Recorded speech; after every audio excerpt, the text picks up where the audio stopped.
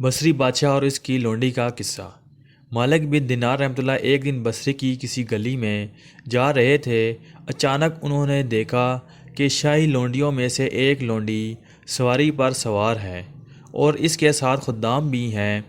جب مالک بن دینار نے دیکھا تو اس سے پوچھا، اے لونڈی، کیا تیرا آقا تجھے فروخت کرے گا؟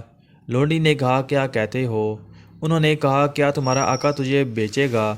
لونڈی نے کہا کہ اگر میرا آقا مجھے بیچ دے تو کیا تجھ جیسا مجھے خرید سکتا ہے؟ مالک بن دینار رحمۃ اللہ نے کہا کہ ہاں، اور تجھ سے بہتر کو خرید سکتا ہوں۔ وہ لونڈی ہنسنے لگی اور کہا کہ اس بڈھے کو گھر پہنچاؤ۔ اس کو لے گئے۔ لونڈی اپنے آقا کے پاس گئی اور اس کو قصہ سنایا تو اس کا آقا ہنسنے لگا اور مالک بن دینار رحمۃ اللہ اندر لانے کا کہا۔ جب وہ داخل ہو گئے تو لونڈی کے آقا کے دل میں بڈھے کے دہشت بیٹھ گئی۔ اس نے پوچھا، تیری کیا حاجت ہے؟ انہوں نے کہا، اپنی لونڈی مجھے بیچ دو۔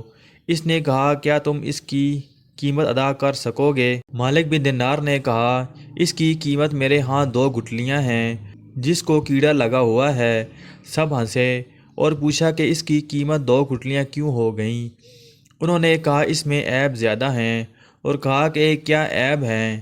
انہوں نے کہا کہ اگر عطر نہ لگائے تو اس سے بدبو آئے، مسواک نہ کرے تو منہ سے تعفن اٹھتا ہے، تیل نہ لگائے، کنگھی نہ کرے تو اس کے بدن میں جوئیں پیدا ہو جاتی ہیں اور بڑا گندہ ہو جاتی ہے، اور اگر تھوڑی دیر زندہ رہے تو بوڑھی ہو جاتی ہے، حیض والی ہے، پیشاب اور کئی گندگیوں کا مجموعہ ہے، اور یہ تجھ سے محبت صرف اور صرف اپنے نفس کی خاطر کرتی ہے، اور اپنی تانی مجبوری کی بنا پر وہ تجھ کو چاہتی ہے۔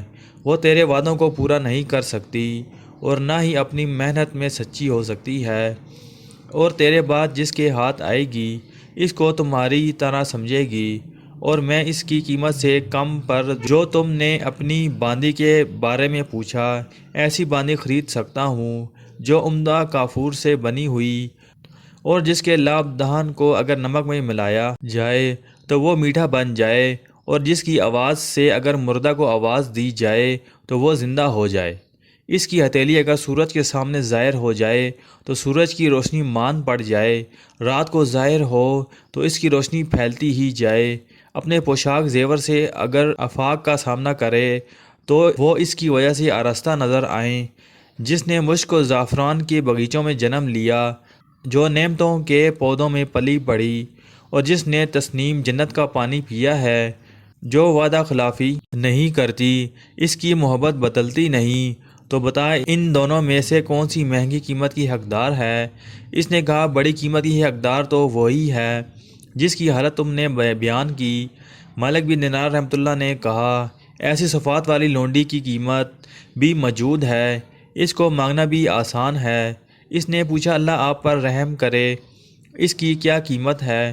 انہوں نے کہا، بہت آسان گنجائش میں ہے، وہ یہ کہ تم رات کو ایک وقت اپنے رب کی عبادت کے لیے فارغ کرو، جس میں اپنے رب کے لیے اخلاص کے ساتھ 2 رکعتیں پڑھو، اور جب تم اپنا کھانا حاضر کرو تو اس وقت بھوکے غریبوں کو بھی یاد کرو، اپنی ضرورت اور خواہش پر اللہ کی مرضی کو مقدم رکھو، اور رستے سے پتھر روڑے اور گندگی صاف کرو، نیز اپنے ایام گزارنے سے چلاؤ، اور دنیا سے سارے ارادے اور امیدیں توڑ دو، بس دنیا میں کفایت شاری کے ساتھ رہو، عزت کے ساتھ رہو گے، اور قیامت کو عزت کے میدان میں امن کے ہاتھ آؤ گے، اور جنت میں دائمی طور پر رہنے کے لیے داخل ہو جاؤ گے۔ اس شخص نے اپنی لونڈی سے کہا، تم نے سنا جو شیخ نے کہا؟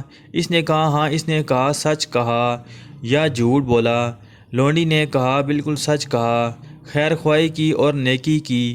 اس کے مولا نے کہا، جا پس تو آزاد ہے، صرف اللہ کے واسطے، اور فلاں فلاں جائیداد تیرے نام ہے، اور اے خدام تم سب اب آزاد ہو، اور فلاں فلاں جائیداد تمہاری ہے، اور یہ گھر بما اس کے مال و متاع کے، اور میرا سارا مال اللہ کی راہ میں صدقہ ہے۔